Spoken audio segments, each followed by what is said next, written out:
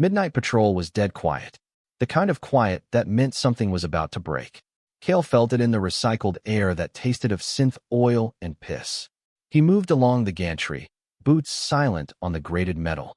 Below, Sector Gamma slept its usual uneasy sleep, a concrete labyrinth lit by the stuttering neon of noodle bars and gene clinics. Rain slicked every surface, turning the smog into a glittering, toxic haze. His life was a loop. Wake, check gear, patrol, sleep. A Spartan existence in a fortified hab unit on the edge of the lawless zone. It suited him. The isolation was a shield, the routine a cage he had built for himself.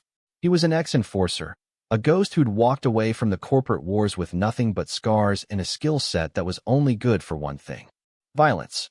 A sudden shatter of plexiglass echoed up from a side alley 3 levels down. It wasn't the sound of a drunken brawl. It was sharp, precise, followed by the distinct, high-energy whine of corporate-grade plasma rifles. Not the cheap street knockoffs. This was professional. Kill didn't get involved. That was his one rule.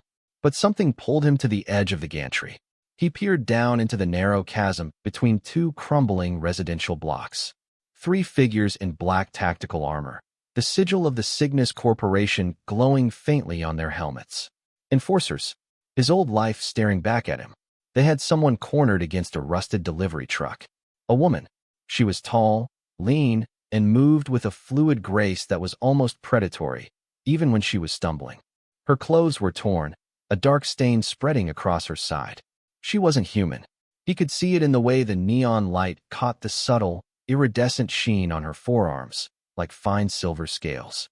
Her ears were slightly pointed, her features sharp and severe. One of the enforcers fired. She moved with impossible speed, the plasma bolt searing the metal wall where her head had been a microsecond before. She lunged, a blade appearing in her hand, as if from nowhere. It wasn't steel. It shimmered with a faint, internal light. She ducked under the clumsy swing of a rifle butt and drove the blade into the weak point of the enforcer's neck seal. He went down with a gurgle, his helmet's comm unit crackling with static. She was good. Insanely good. But she was hurt, and there were 2 more. They were smarter, keeping their distance, bracketing her with disciplined fire. She was forced back, her movements becoming less fluid, more desperate. The wound in her side was bleeding freely now, a dark, almost black liquid that steamed faintly in the cold rain. Kale's hand rested on the grip of his own pistol. Not his problem. He repeated the words in his head, a mantra that had kept him alive and alone for 5 years.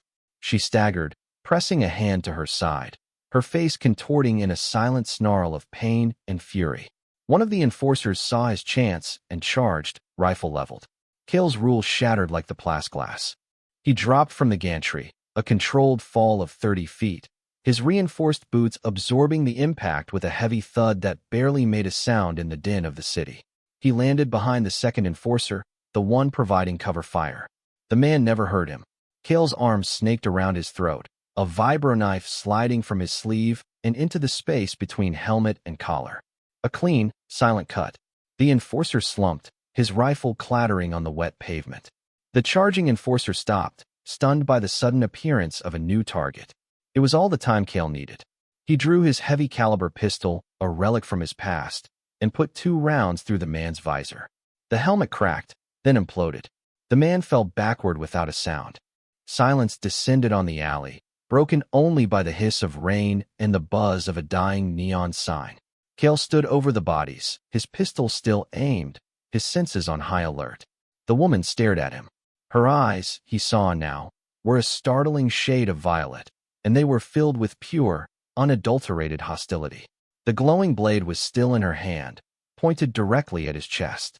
"I didn't need your help," she hissed, her voice a low, melodic growl. "You were about to get your head vaporized," he said, his own voice flat and devoid of emotion. He holstered his weapon, a gesture meant to de-escalate. It didn't work. She took a step forward, then winced, her hand flying back to the wound in her side. The silver scales on her skin seemed to ripple. "I had it under control." "Sure you did." He looked at the dark blood seeping through her fingers. "That's a plasma burn. It needs a coagulant and a dermal regenerator." "Now, I will manage," she said, her pride a tangible force in the small space. Kale sighed. He had broken his rule. Now he had to deal with the consequences. Look, he said, his patience already wearing thin. More of them will be coming.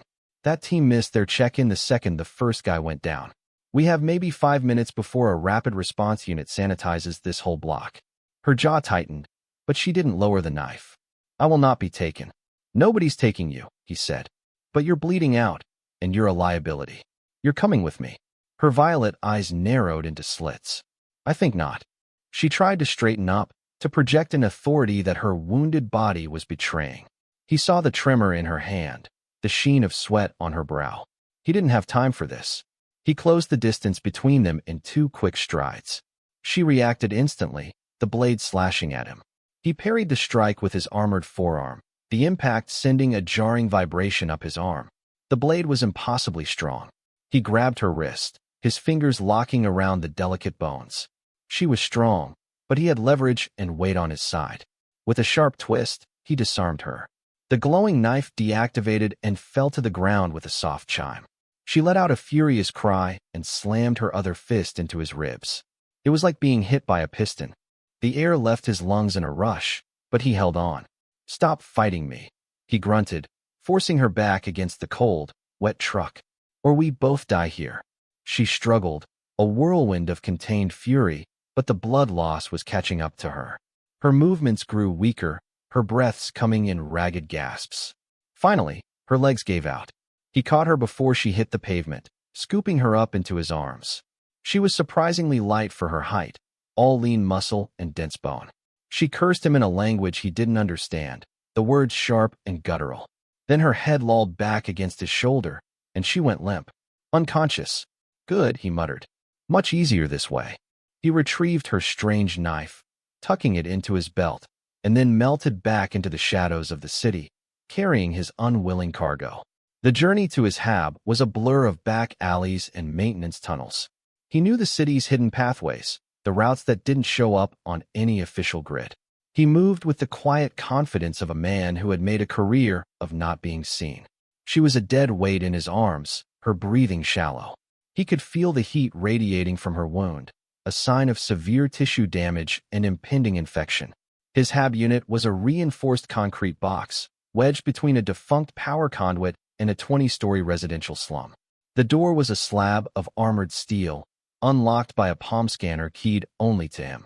It slid open with a heavy, grinding sound and closed behind them with a definitive thud, sealing them off from the city.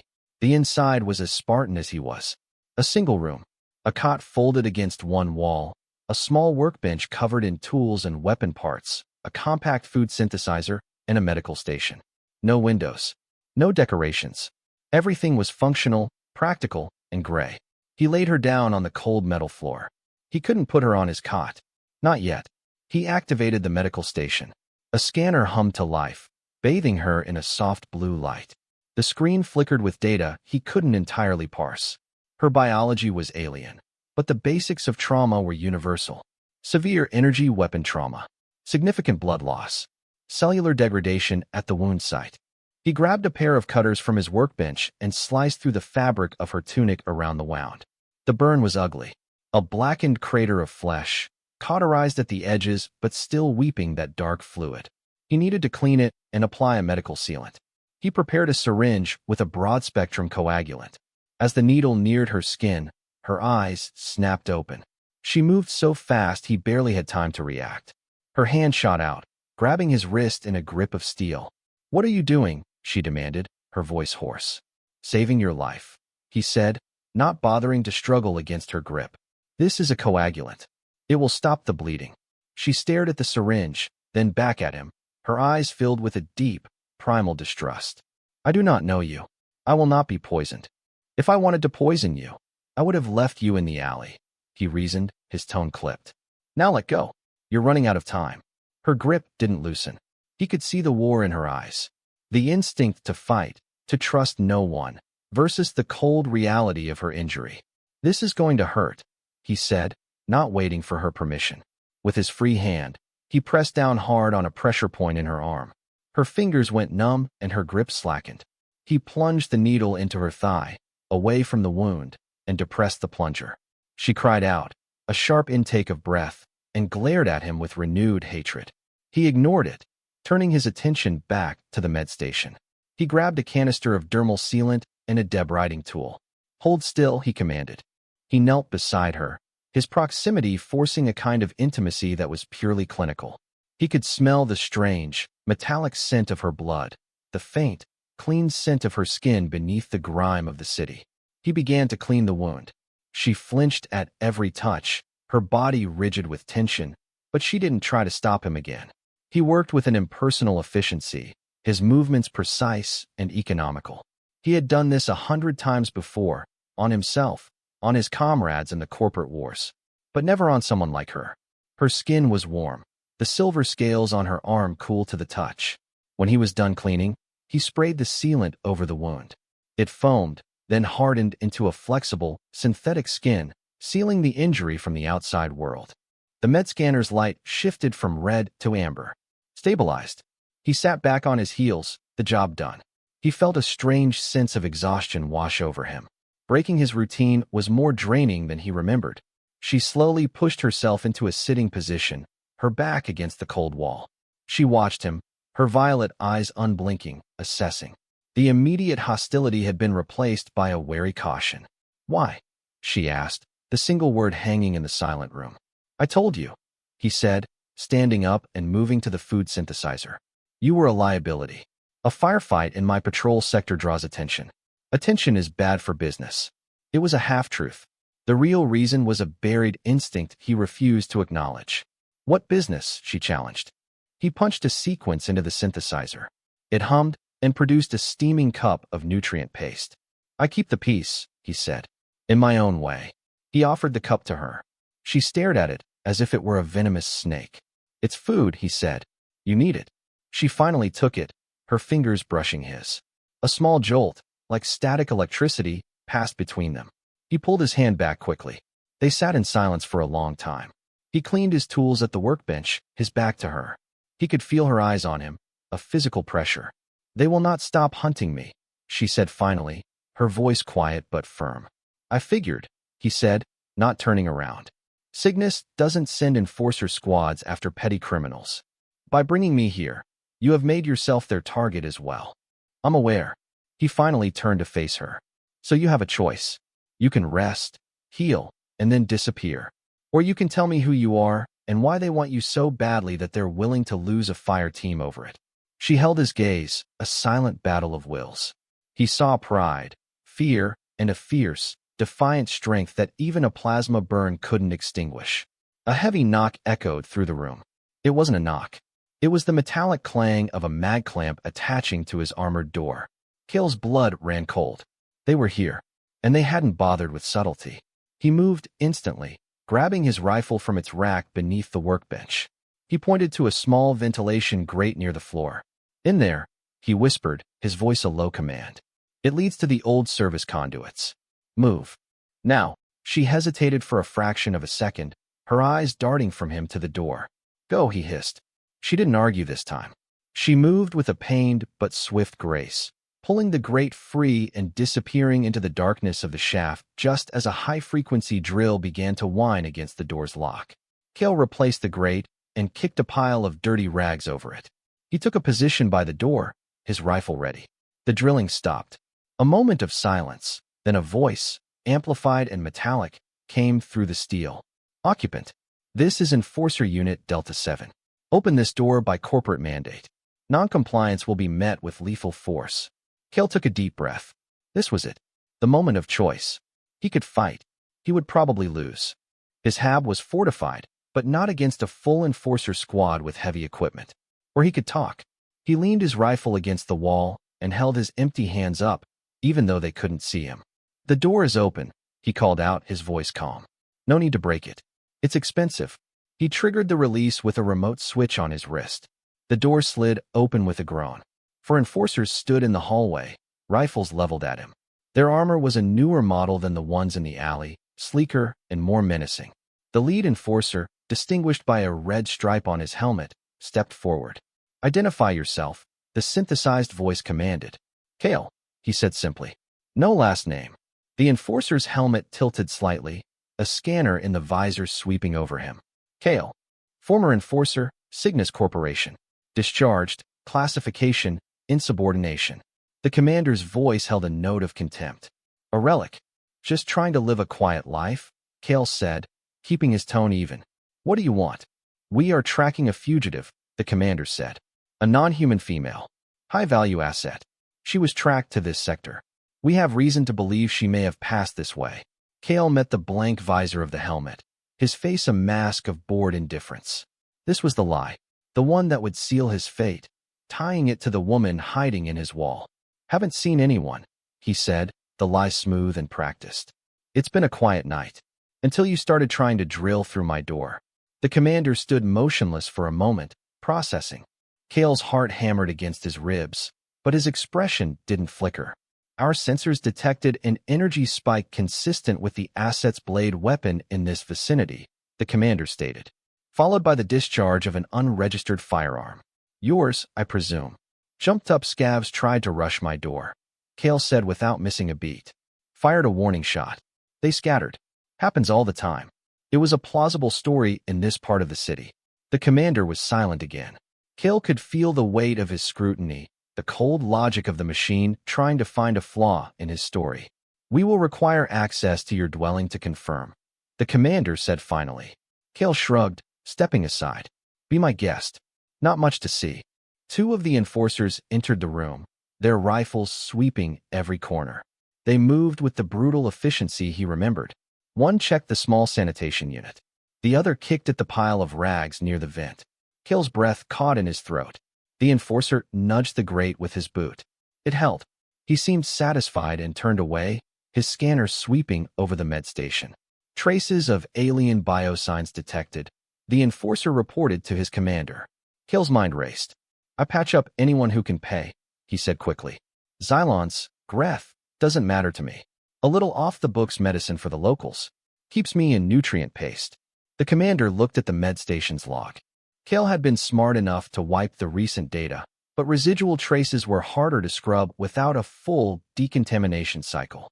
The biosigns are fresh, the commander noted, his voice flat.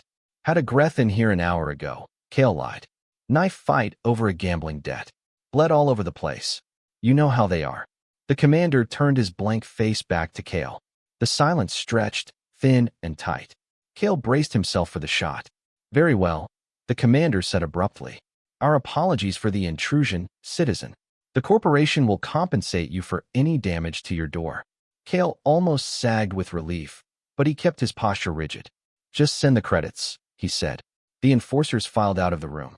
The commander gave him one last, long look before the door slid shut, plunging the room back into its dim, isolated quiet. Kale waited, counting to 100. He listened for the sound of them leaving, for any sign that it was a trap. He heard nothing but the distant hum of the city. He walked over to the vent and pulled the grate away. They're gone, he said into the darkness. She emerged a moment later, covered in dust, but unharmed. She stood before him, her violet eyes searching his face. You lied for me, she said. It wasn't a question. I don't like enforcers in my house, he said, deflecting. You have made a powerful enemy. I've had powerful enemies before. He walked to the workbench and began to strip his pistol for cleaning, the familiar routine a comfort to his frayed nerves. Now, he said, his back to her. You're going to tell me exactly who you are. She was silent for a moment. When she spoke, her voice was low and carried the weight of authority. My name is Xylia. I am of the matriarchal line of Xylos. Kale stopped cleaning his gun. He had heard of Xylos, a proud, insular warrior race from the outer systems. Their matriarchs were warrior queens. That makes you royalty, he said, a note of grim humor in his voice. Great. I am a commander in the matriarch's guard, she corrected him, though it was a small distinction. I was betrayed. A faction within my own house, led by my sister, sought to seize power. They believe our bloodline is weak, that we must purge all outside influence. So they hired Cygnus to hunt you down, he finished for her. A human corporation. Ironic. My sister, Lyra, is a zealot, Xylia said, her voice laced with a cold anger. She sees this as a necessary evil, using the lesser species to cleanse our own. Kale finally turned to face her. The pieces were clicking into place. This wasn't just a corporate manhunt. It was a political assassination, an alien civil war spilling into the gutters of his city, and he was standing right in the middle of it. "So what now, Your Highness?" he asked, the sardonic title slipping out. Her eyes flashed with irritation. "Do not call me that. And now I must recover my strength. And then I must find a way to contact my loyalists. And you expect to do that from here?" He gestured around his concrete box. "This is a cage." "It is a temporary sanctuary," she countered. "One you provided." He looked at her, really looked at her, for the first time without the haze of adrenaline. The fierce pride was still there, but beneath it, he saw the deep lines of exhaustion around her eyes. He saw the way she held her body, carefully, to avoid aggravating her injury. He saw a flicker of something else in her gaze. Vulnerability. It was a crack in her armor, and it mirrored the cracks in his own. "I left the enforcers because my commander ordered us to sanitize a civilian mining colony during a labor strike," he said, the words coming out of him before he could stop them. He never talked about his past. Men, women, children. They were just collateral damage in a corporate takeover. "I refused the order." Xylia's expression softened almost imperceptibly. "So you have a conscience," she murmured. "I have a line," he corrected her. "They crossed it. So I walked away. And now you hide," she stated. It wasn't an accusation. It was an observation. "I survive," he said. They stood in silence, the unspoken understanding passing between them. They were both hunted, both survivors of betrayals. The close quarters of the room suddenly felt smaller, charged with a new kind of tension. It wasn't just the tension of two strangers forced together by violence. It was something else, something that hummed in the air between them. He became acutely aware of her presence. The way she breathed, the faint, alien scent of her skin. He remembered the feel of her in his arms, the warmth of her skin through the torn fabric of her clothes. He pushed the thought away. It was a complication he didn't need. "You can take the cot," he said, his voice rougher than he intended. "I'll take the floor. We should both rest, but neither of us should sleep deeply," she replied, her gaze intense. "They may return." "They won't," he said. "Not tonight. They think the trail is cold. They'll widen their search grid. We have a few hours." She nodded, accepting his assessment. She moved to the cot and sat down, her movements still stiff with pain. He laid a thin blanket on the floor and sat with his back against the opposite wall, his rifle across his lap. The room was silent again, but it was a different kind of silence. It was filled with the low thrum of awareness. "You think I don't see it?" she said suddenly, her voice soft but carrying in the quiet. He didn't pretend to misunderstand her. "See what?" "The way you look at me," she said. "Like a puzzle you want to solve. Or a threat you need to neutralize." "You're both," he admitted. A small, humorless smile touched her lips.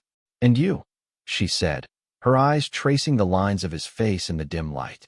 "You are a fortress with a single crack in the wall. Maybe you should stay away from the crack," he warned, his voice low. "It's not in my nature to stay away from a challenge," she countered. The air grew thick, heavy with unspoken words and rising heat. He could feel his control slipping, the carefully constructed walls of his isolation beginning to crumble. He had brought this woman into his home, lied for her, killed for her. He had touched her skin, felt her strength, seen her weakness. He stood up. He didn't know why. It was an instinct, a pull he couldn't fight. He walked across the small room and stood before her, looking down at where she sat on the cot. She tilted her head back to look at him, her violet eyes luminous in the gloom. There was no fear in them, only a challenge. "What do you want, human?" she whispered. "I don't know," he said, and it was the truest thing he had said all night. Her hand came up, her fingers lightly touching the back of his. Her touch was cool, electric. It sent a shockwave through his system. All the loneliness, all the suppressed rage and grief of the past 5 years, coalesced into a single, overwhelming need. He leaned down, his hand finding the back of her neck, his fingers tangling in her dark hair. He was expecting her to fight him, to push him away. She didn't. She met him halfway, her lips crashing against his. It wasn't a gentle kiss. It was a collision, a desperate, angry claiming. It was a release of all the tension, all the violence and fear of the night. Her lips were soft, but her response was anything but. She kissed him back with a ferocity that matched his own, her hands gripping his arms, her nails digging into his skin. It was a battle, a struggle for dominance that neither of them wanted to win. He pushed her back onto the cot, his body covering hers, trapping her beneath him. She wrapped her legs around his waist, pulling him closer. Clothes were a hindrance, torn away with an impatient roughness. His hands explored her body, the smooth, warm skin, the cool, hard ridges of the scales on her arms and along her spine. Her body was a landscape of contradictions, soft and yielding in one moment, hard and unbending the next. She was strong, her muscles coiling under his touch. This wasn't a surrender. It was a mutual consumption. They moved together with a frantic, primal rhythm, driven by an instinct that was older than words, older than species. It was raw, and it was necessary. It was the only way to burn away the adrenaline and the fear, to replace it with something real and immediate and overwhelming. In the silence of the concrete box, surrounded by the hostile city, they found a temporary, violent peace in each other's arms. Afterward, they lay tangled together on the narrow cot, the air in the room still and heavy. The silence that returned was different again.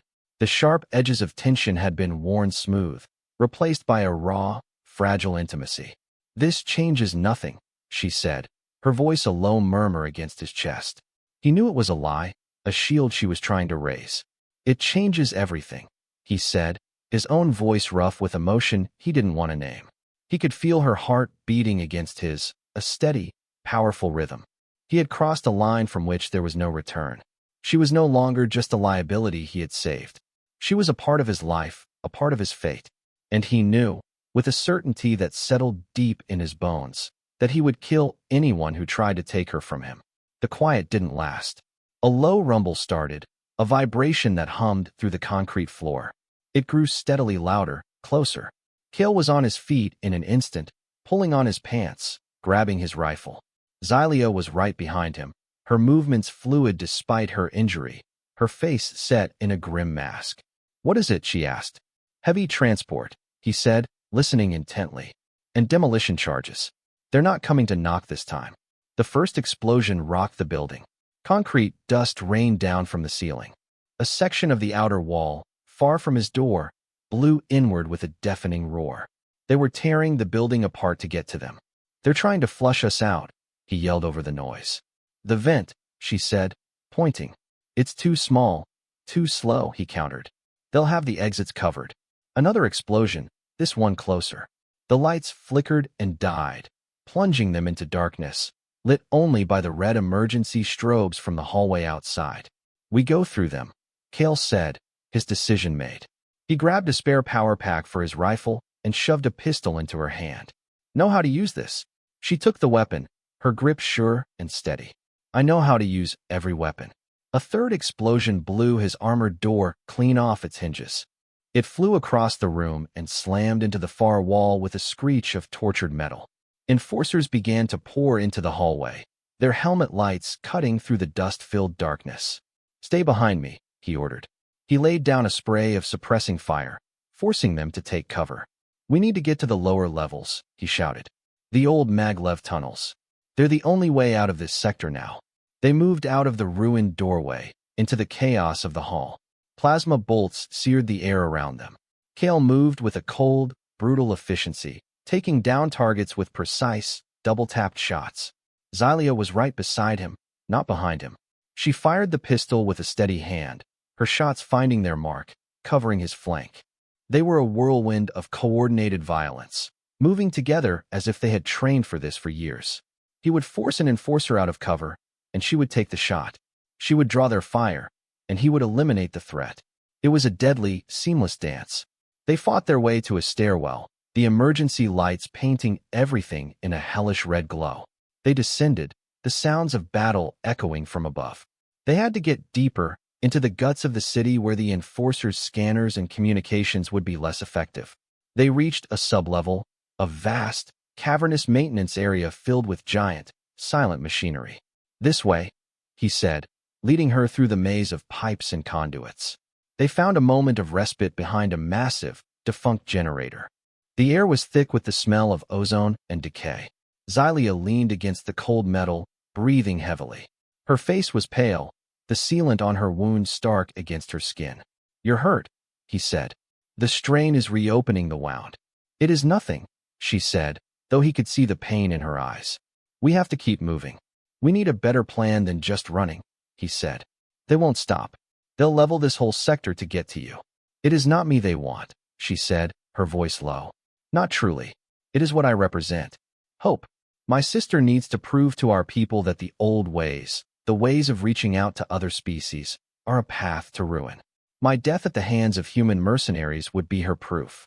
So she hired Cygnus, he clarified. The most ruthless, anti-alien corporation in the quadrant. It's a perfect narrative for her. Xylia nodded, her expression grim. She is not just a zealot. She is a masterful strategist. She knew I would flee to a place like this, a place filled with humans. She laid a trap, and I walked into it. And I walked in with you, he said. He looked at her, at the fierce determination in her eyes. Running wouldn't work. Hiding wouldn't work. There was only one option left. We stop running, he said. We fight back. A flicker of surprise, then a slow, dangerous smile spread across her face. Now you speak my language, Kale.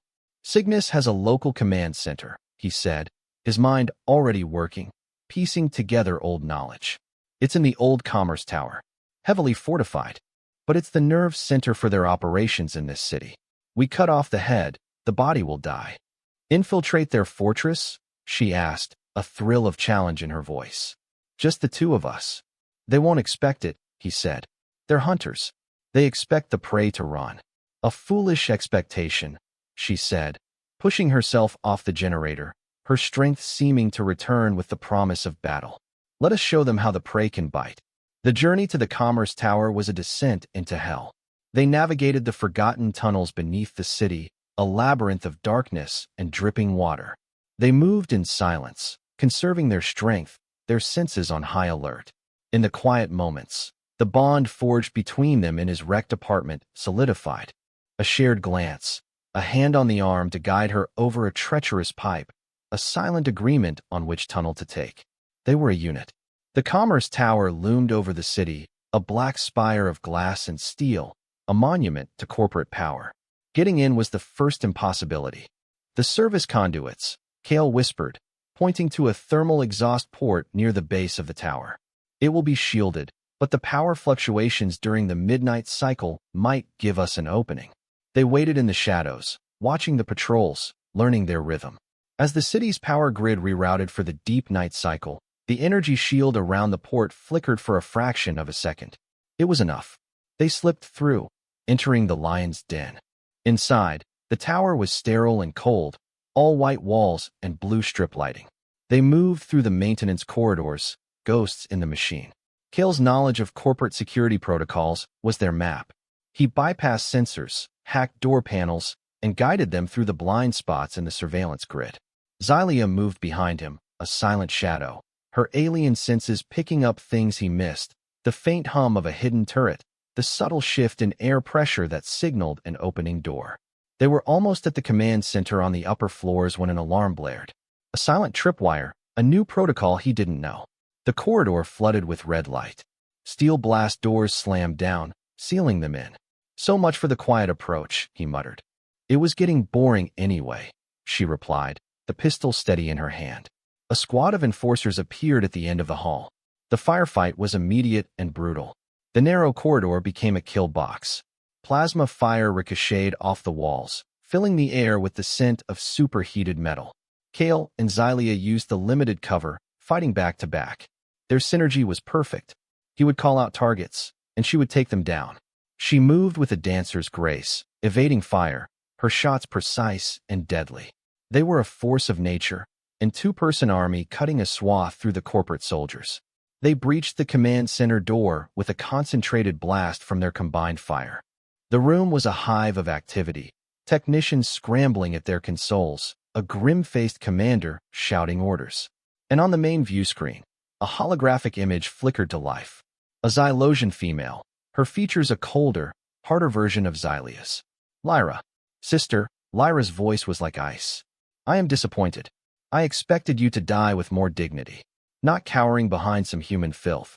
You know nothing of dignity, Lyra, Xylia shot back, her voice ringing with contempt. You hide behind mercenaries and betray your own blood. The Enforcer commander drew his weapon, a heavy plasma cannon. Kill them, Lyra's hologram commanded. And burn the body. The command center erupted into chaos. Kale focused on the commander while Xylia engaged the remaining guards. He dodged a blast from the cannon that melted a console into slag. He was outgunned, but he was faster. He closed the distance, his vibro-knife in his hand. He saw the commander's finger tighten on the trigger of his weapon. At the same time, he saw a terminal behind the commander flashing red. A reactor overload. A failsafe. A suicide bomb to wipe the slate clean. Xylia, he yelled. There was no time to explain. He tackled the commander, driving his knife into the man's side. The cannon discharged, blowing a hole in the ceiling.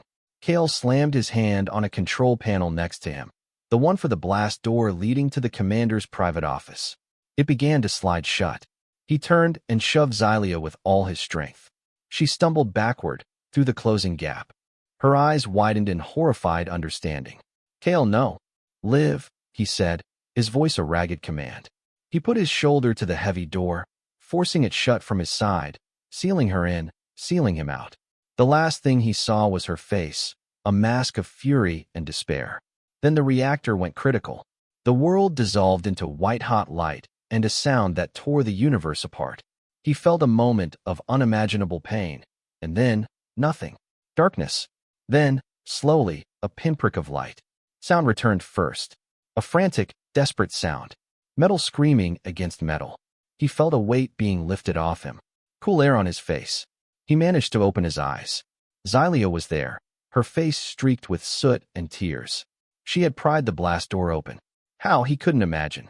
The command center was a ruin of twisted metal and fire. You are not allowed to die, she whispered, her voice breaking. He tried to speak, but only a bloody cough came out. His body was a map of agony. She lifted him as if he weighed nothing, her strength immense, born of adrenaline and desperation. She carried him out of the fire, out of the dying tower. The rest was a fever dream. Flashing lights, strange faces, Xylosian faces, looking down at him with awe and concern. The clean, sterile smell of a medical bay that was far too advanced to be human. He woke up in a room that seemed to be carved from ivory. Sunlight, real sunlight, streamed through a high window. He was lying in a bed that felt like a cloud. His body ached, but the searing pain was gone. He looked at his arm. The skin was new, pink, covered in a faint, shimmering tracery of silvery lines. Advanced bioregeneration. Xylia was sitting in a chair by the bed, watching him. She was no longer the hunted fugitive from the alley. She wore robes of deep violet and silver. Her hair was intricately braided, and she carried herself with the innate authority of a queen. "Welcome back, Kale," she said, her voice soft. "Where are we?" he asked, his own voice raspy. "This is my ship," she said. "We are in orbit above Xylos." He processed that slowly. "What happened? You destroyed the Cygnus command center," she explained. "And yourself along with it, almost. The data we recovered from the ruins exposed my sister's treason to the entire matriarchy. Her support crumbled. My loyalists, who had been in hiding, rose up. The coup is over. Lyra is in custody."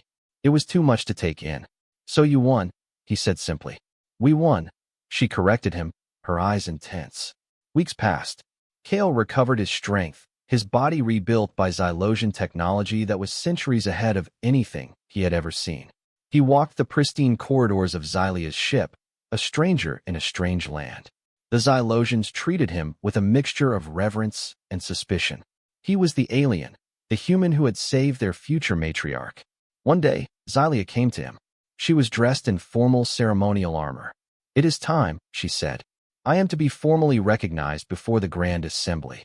She led him to a vast hall, a cavernous amphitheater filled with thousands of her people. The air hummed with anticipation. Xylia walked to the center of the hall, her steps confident, her presence commanding. She spoke to her people, her voice echoing through the massive space. She told them of the betrayal, of the darkness that had almost consumed their house. She spoke of her exile in the human realms, of the violence and the despair. But in the darkest pit, she declared, her voice ringing with passion, I found an unexpected light. A warrior who stood when all others would have fled. A man who had no reason to fight for me, no reason to bleed for me, no reason to die for me. And yet, he did all 3 inch. A murmur went through the crowd. All eyes turned to him, standing in the shadows at the edge of the dais. "He is human," she said, meeting the unspoken challenge in the air. "He is an outsider, and he is the reason I stand before you today. He has shown me that strength is not found in purity, but in alliance. That honor is not a birthright, but a choice." She turned and extended her hand to him. "Kale, come." He walked forward, his human boots echoing on the alien stone. He felt thousands of eyes on him, dissecting him. He reached her side, and she took his hand. "Before my people, I declare this," she said, her voice dropping to a tone of profound, unshakable certainty. "This man is more than my savior. He is my shield, my counselor, my partner."